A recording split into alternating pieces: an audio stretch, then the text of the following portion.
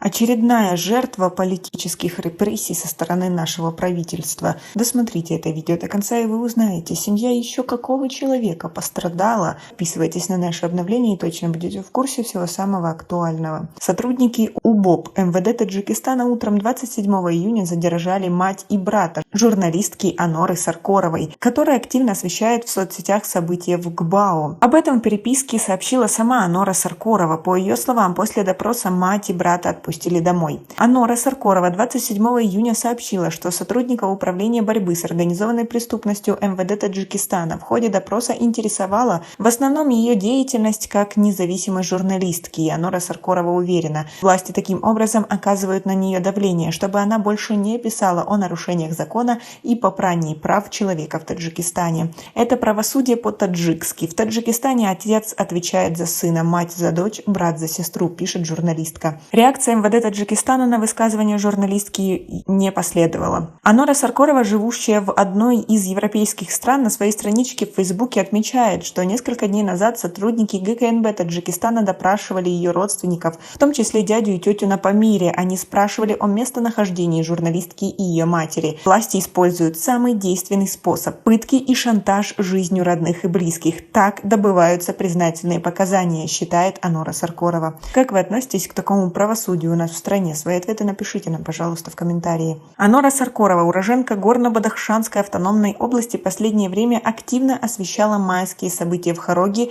и Рушанском районе в соцсетях и зарубежных СМИ. Журналистка на своей странице в Фейсбуке пишет, что таджикская власть хочет, чтобы все замолчали и перестали говорить о происходящих в стране массовых нарушениях прав человека.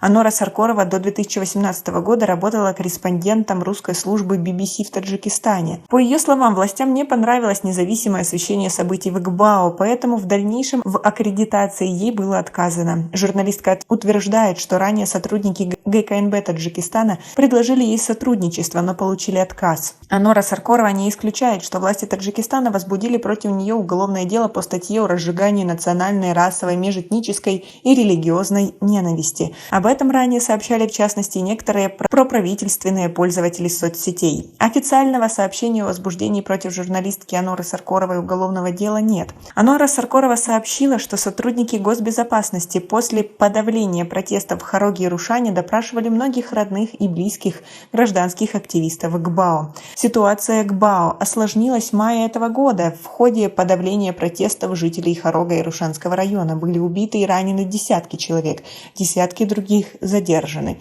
Таджикские власти заявляют, что акции протеста были незаконными, что демонстранты были членами незаконных группировок, которые по их данным получали денежные средства из-за границы и инструкции по дестабилизации обстановки в стране. Местные жители утверждают, что вышли на улицу для защиты своих прав, поскольку уже несколько месяцев находятся под жестким давлением со стороны властей. Как вам вся эта ситуация и действительно правосудие по-таджикски? Будем ждать ваших комментариев. У нас пока на этом все. Оцените наше видео подпиской и лайком. До скорой встречи.